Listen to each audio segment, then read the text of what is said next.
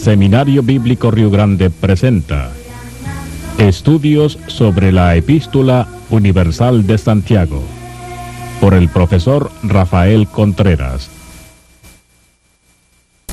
Esta lección se titula ¿Cómo actuar ante la opresión?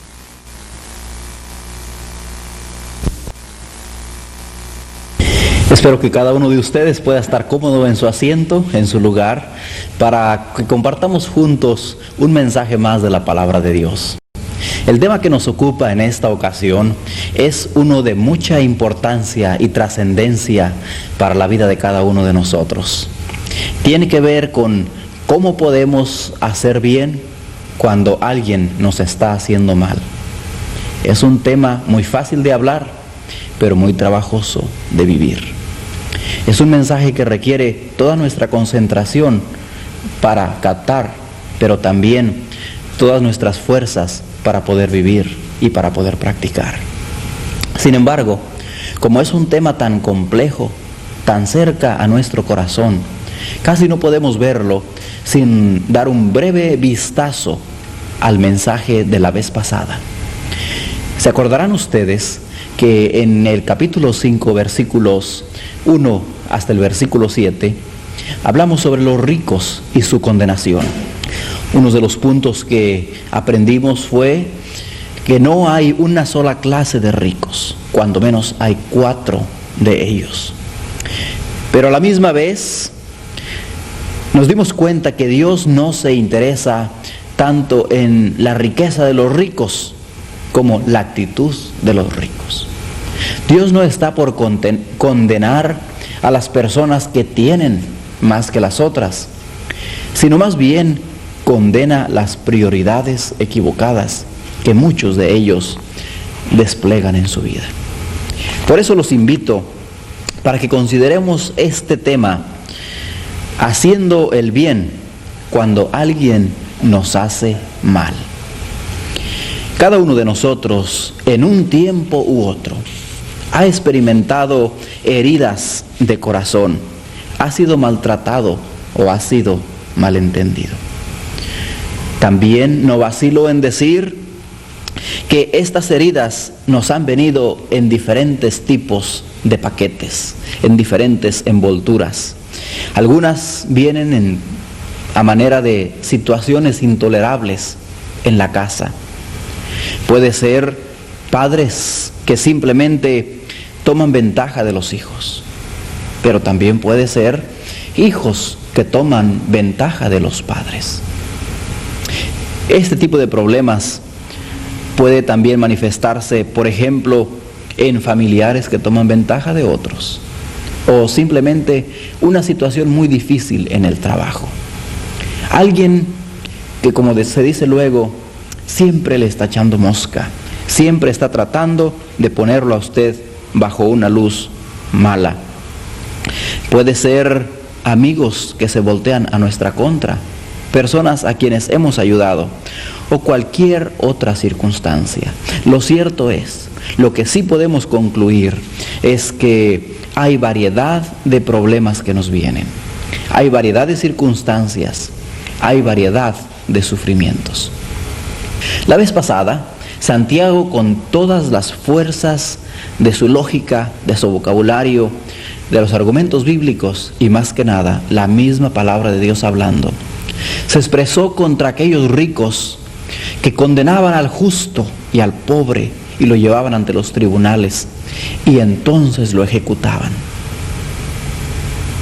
En esta ocasión, Santiago se está dirigiendo ya no al opresor, sino al oprimido. Ya no al cruel, ya no al injusto, sino al justo en este caso. Por mucho tiempo Santiago comenzó dirigiéndose a los que recibieron esta carta usando la palabra hermanos míos. Hermanos míos. Después hermanos. Pero llegó al punto en que ya no les llamaba hermanos. Se dirigía a ellos de una manera franca y directa. Bueno, en esta ocasión, otra vez regresa al mismo término que expresa el sentimiento del corazón de Pablo, la palabra hermanos. Así que es a cristianos que es dirigida esta porción. Y notemos cómo en el versículo 8 en adelante dice así. Abran su Biblia en Santiago capítulo 8. Es más, para agarrar todo el contexto, comencemos desde el versículo 7. Versículo 7 hasta el versículo 12. Dice así la palabra de Dios. Por tanto, hermanos, tened paciencia hasta la venida del Señor.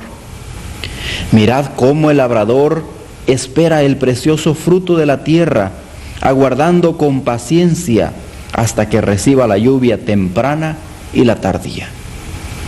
Tened también vosotros paciencia y afirmad vuestros corazones, porque la venida del Señor se acerca. Hermanos, no os quejéis unos contra otros, para que no seáis condenados. He aquí, el juez está delante de la puerta. Hermanos míos, tomad como ejemplo de aflicción y paciencia a los profetas que hablaron en nombre del Señor. He aquí tenemos por bienaventurados a los que sufren. Habéis oído de la paciencia de Job y habéis visto el fin del Señor, que el Señor es muy misericordioso y compasivo. Y luego dice en el 12, pero sobre todo, hermanos míos, no juréis ni por el cielo, ni por la tierra, ni por ningún otro juramento, sino que vuestro sí sea sí, y vuestro no sea no, para que no caigáis en condenación. Vamos a orar. Padre Celestial, pedimos que en este momento abras nuestros ojos espirituales para ver las maravillas de tu ley. Gracias por cada persona reunida en derredor de tu palabra para estudiarla. Que el Espíritu Santo la aplique, nos traiga a la mente aquellas situaciones que necesitamos corregir. En el nombre y por los méritos de Cristo Jesús. Amén.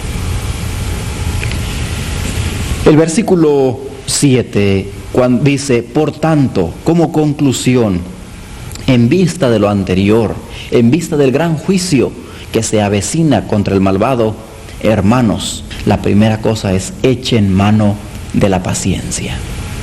En otras palabras, he dividido el estudio de esta hora en 3 partes. Hermanos oprimidos, hermanos sufrientes, en primer lugar, echen mano de la paciencia. En segundo lugar, hermanos sufrientes, hermanos oprimidos, anímense con la venida del Señor. Y en tercer lugar, hermanos sufrientes, saquen beneficio aún de situaciones como esta. Es muy fácil ver esta parte porque, por ejemplo, la palabra con que él se refiere a sus oyentes, a sus lectores, dice tened, es una palabra que está en el modo imperativo y más que nada está en el tiempo presente. Es un mandato, es una orden, es una acción que debe comenzar ahora y continuar. Es una de estas palabras que no tienen fin. Se comienza y debe terminarse. Entonces, ¿a qué es la orden? Simplemente, hermanos, pueden ustedes anotar en sus notas, en su manual, donde dice hermanos sufridos o hermanos oprimidos, lo que diga, echen mano de la paciencia. ¿Por qué? Allí hay varias razones. En primer lugar, la letra A, ¿verdad? Porque por ella vuestro corazón se afirmará.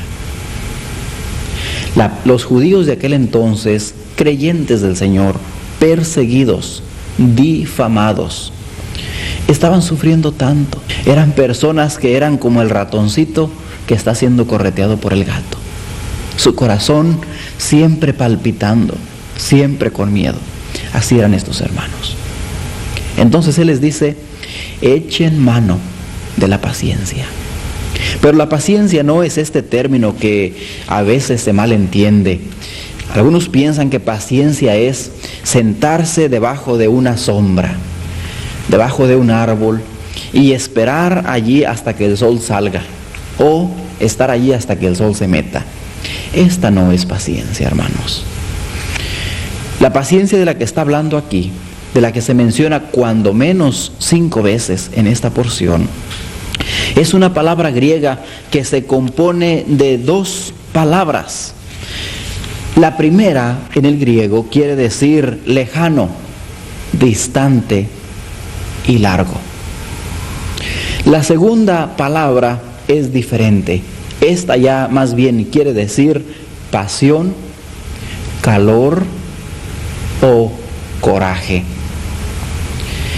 ¿Qué se concluye pues de esta palabra paciencia? Lo que quiere decir es que estén bien templados.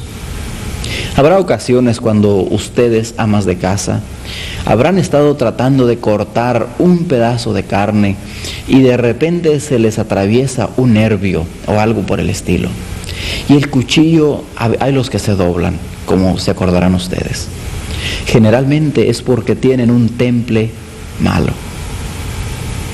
Dios quiere que cuando estemos haciendo su trabajo, nosotros como instrumentos de Él, evangelizando el mundo, animando a los demás, no nos doblemos a la hora de ser usados, que estemos bien templados. Y la única manera de ser templados es que pase por fuego y que haya la combinación de meterse en el agua. Entonces, esto es lo que quiere decir: hermanos, en primer lugar, echen paciencia por las cualidades tan grandes que ella tiene. Ella los hace más firmes, más estables, más preciosos a los ojos del Señor mismo. Pero también lo que les está diciendo aquí, echen paciencia porque ella les recordará de los personajes del Antiguo Testamento. Yo diría los héroes de la paciencia. Y aquí menciona algunos. Menciona, por ejemplo, a Job, que sufrió de una manera fenomenal, pero que sin embargo, por la manera en que él respondió a las pruebas, Dios lo prosperó. Dios lo sacó de aquello, Dios lo bendijo y más que nada, Dios lo ha usado a través de los siglos como un testimonio. De esto está hablando Santiago. Está hablando de profetas que sufrieron mucho, como Jeremías, cuando fue lanzado en aquel lodo, en aquel pozo cenagoso. O Oseas, cuando fue enviado a que se casara con una mujer prostituta. Otros profetas que sufrieron en gran manera son los héroes de la paciencia. Son las personas que se capacitaron, así como el atleta. Hay los muchachos que les gusta ir a jugar fútbol, soccer, o a jugar básquetbol, o frontón, o simplemente a correr, y corren por 1 cuadra, 2 cuadras, 1 kilómetro, 2 o 3 kilómetros. Estas personas lo que están haciendo es incrementando su resistencia física. Cuando pasamos por problemas y por pruebas, Dios quiere que nosotros incrementemos también nuestra resistencia espiritual. Pero eso no es todo. Santiago también les dice ahí de una manera clara y directa: hermanos míos que están sufriendo, hermanos míos que ven a sus hijos padecer, sufrir por causa de la persecución, por causa de los juicios injustos, de personas que usan su puesto de influencia para desacreditarlos a ustedes o para hacerles la vida imposible. A ustedes me dirijo y les dice: anímense con la venida del Señor. En otras palabras, la venida del Señor está en vigencia. No es una cosa que Él ya se olvidó. Está en vigencia, está en pie su palabra. Como Él dijo en Juan 14:1, me voy pues a preparar lugar para vosotros. Si yo me fuere, entonces os vendré y os llevaré conmigo. La venida del Señor, pues, nos menciona aquí de una manera clara y directa, está cercana. Y si en aquel siglo se consideraba cercana, ¿cuánto más nosotros, cuando vemos tanta maldad en estos días? Entonces, no solamente está cercana, pero también es inminente. Es decir, que puede llevarse a cabo en cualquier momento, en un abrir y cerrar de ojos, sin noticia alguna, de repente. Así como nadie sabe cuándo el ladrón viene en la noche, así vendrá el Señor. Y qué sorpresa más linda para personas que estén sufriendo, como lo estaban sufriendo los hermanos del primer siglo. En otras palabras, hermanos, anímense, porque está cercana, inminente y corporal. Y cuando venga, habrá dos consecuencias naturales. En otras palabras, su venida también tendrá efectos retributivos. Retributivos porque el malo sufrirá. El malo recibirá su justo castigo. Entonces saldrán a luz sus obras perversas y no habrá más remedio para él. Con mucha razón él dijo: mía es la venganza, yo pagaré, en Romanos capítulo 12. Pero también, hermanos, la venida del Señor es retributiva en el sentido negativo, pero también en el sentido positivo. ¿Por qué? Porque a nosotros los evangélicos, los que hayamos recibido al Señor Jesucristo, nosotros los que no oprimimos a los demás, los que no hacemos daño a otros, ni por hablar mal de ellos, ni por hacer cosas malas en contra de ellos, se nos dará nuestra recompensa. Aquí está hablando a los justos, a los oprimidos, a los que están sufriendo. Entonces, hermanos, recibirán su recompensa en el tribunal de Cristo Jesús. De esto nos habla 2 Corintios capítulo 5 y otras porciones. Pero además, amigos y hermanos que están reunidos aquí, este no es todo el mensaje de Santiago. Él, además de hablar del valor de la paciencia, de los beneficios de la venida del Señor, también nos habla de los beneficios que uno puede sacar en esta vida presente a base de todas estas dificultades. En otras palabras, que cuando los nubarrones comiencen a cernirse en torno nuestro, en nuestro derredor, cuando veamos que nos llueve y que nos truena, entonces será tiempo de decir: Señor, ¿qué me quieres enseñar? Entonces será tiempo de abrir la Biblia, leer Santiago capítulos 5, versículos 7 al 12. ¿Por qué? Porque ahí podemos sacar varias conclusiones.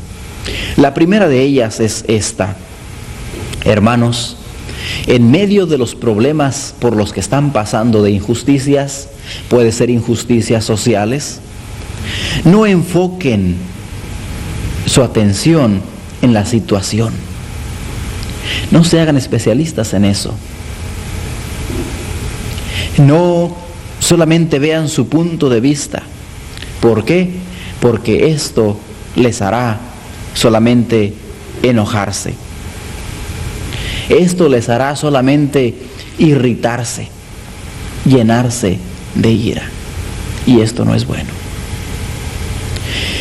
También, hermanos, el mensaje de Santiago allí es: no enfoquen la situación en ustedes mismos, no sean el centro de la acción, porque entonces ustedes se llenarán de lástima de ustedes mismos, tendrán un complejo de inferioridad. Serán personas que después van a hacer todo lo posible porque la gente les dé palmaditas y les diga: mira, no eres tan malo en verdad, tienes tus puntos buenos, ¿verdad? Y todo esto, y siempre dependiendo de este tipo de pastillas. Esta no es una situación saludable. Santiago nos dice que no enfoquemos en nosotros mismos para que no se nos llene nuestro corazón de conmiseración o de lástima. Pero además, la conclusión que podemos sacar de esa porción es: no enfoquen en otros para culpar, No se hagan la pregunta, ¿y quién tiene la culpa de esta situación? Porque entonces amargarán su propio corazón. Se llenarán de quejas. Serán tenidos como quejosos. Ustedes, personas piadosas, ustedes, personas que han sufrido. Entonces, no es justo que ustedes sean acusados de esto. El remedio está en no enfocar en otros, en los que tienen la culpa. Pero en último lugar, también, el mensaje de Santiago es: hermanos, no enfoquen en el presente, porque entonces van a perder la oportunidad de ver lo que Dios está tratando de hacer en la vida de ustedes. Y lo que Dios está tratando de hacer en la vida de ustedes no se limita al presente, no se limita a lo que se ve. Tiene que ver con lo espiritual, tiene que ver con lo que cuenta, tiene que ver con el carácter, tiene que ver con las bendiciones de la eternidad. Estaremos siendo preparados para vivir entre ángeles, para hablar con personas de grande estatura espiritual, como Moisés, como Abraham, David, los apóstoles y otros que dieron su vida por el servicio del Señor. A través de estas pruebas, nosotros seremos hasta cierto grado capacitados para poder codearnos, por decirlo así, para poder vivir en la eternidad de una manera que agrade más y glorifique más a nuestro Señor. Entonces, quisiera leer nuevamente la porción, y esta vez quisiera que todos juntos pudiéramos al unísono leer estos versículos, meditando en lo que hemos visto. ¿Por qué? Porque al fin de cuentas es la palabra de Dios que nos exhorta. Es la palabra de Dios que, como en este caso, nos anima. En los versículos anteriores, era la palabra de Dios que estaba reprendiendo, exhortando, regañando a los impíos, a los déspotas. En esta ocasión, es la misma palabra de Dios que está como un lienzo suave, como un aceite, suavizando la herida, consolándonos, diciéndonos cómo nos beneficiemos, aclarándonos por fin cómo pagar mal por bien. Dice la palabra de Dios: por tanto, hermanos, tened paciencia hasta la venida del Señor. Mirad, y entonces nos da la primera ilustración, el labrador, el campesino. Mirad el labrador, cómo el labrador espera el precioso fruto de la tierra, aguardando con paciencia hasta que reciba la lluvia temprana y tardía. En otras palabras, él sabía que el esperar era una cosa difícil. Con mucha razón, también en el Antiguo Testamento, vemos como una de las lecciones más trabajosas para David, cuando él estaba sufriendo, era esperar. Y muchas veces él tuvo que reprender sus ansiedades, reprender su alma por decir: alma mía, espera en Jehová, porque Él es tu Salvador. Dice además: tened también vosotros paciencia y afirmad vuestros corazones. Afirmad está en el contexto del original con la palabra paciencia, tener firmeza. Dice pues la razón: porque la venida del Señor se acerca. Dijimos que es una venida corporal, es una venida que todavía está en pie, es una venida inminente, es una venida cercana, es una venida retributiva, que dará al malo su justo juicio, que dará al bueno su justa recompensa. El bueno es la persona que haya recibido a Cristo en su corazón y que viva una vida de obediencia a Él, de testimonio, expresando la gloria del Señor. Dice pues: hermanos, no os quejéis unos contra otros. A los hermanos que estaban sufriendo tanto, era muy fácil que ellos se quejaran. Luego dice: para que no seáis condenados. Al final, en el 12, dice que no juremos, que no, la idea del original es agarrar firmemente algo que es sagrado para que esté a nuestro lado de la pelea, para que ratifique, para que testifique a nuestro favor. Pero aquí está diciendo, no. Cuando estén en medio del problema, no tengan tantas respuestas, porque no las hay. Muchas veces será el problema de decir sí o no, nada más. Pero cuando hayan pasado por el problema, entonces ustedes podrán decir, Dios tenía razón. Por eso me dejó pasar por tal dificultad. Con mucha razón, pues, el apóstol Santiago les dice, hermanos sufrientes, hermanos oprimidos, echen mano de la paciencia en el presente. Hermanos oprimidos, cobren ánimo con la venida del Señor. Hermanos oprimidos, saquen beneficio aún de esto por enfocar no en la situación, porque se enojarán, no en ustedes mismos, porque se llenarán de lástima, no en otros, porque se llenarán de quejas, no en el presente, porque perderán de vista los beneficios espirituales que Dios ha preparado para ustedes. Es mi deseo y oración que en una breve discusión después de este estudio, ustedes, ya sea como grupo grande o como grupos individuales, puedan encontrar maneras en las cuales pueden ayudar a aquellos que están sufriendo cierto tipo de persecución, de opresión, y pueden ir a compartir este precioso mensaje del apóstol Santiago. Que Dios les bendiga. Hasta el próximo estudio.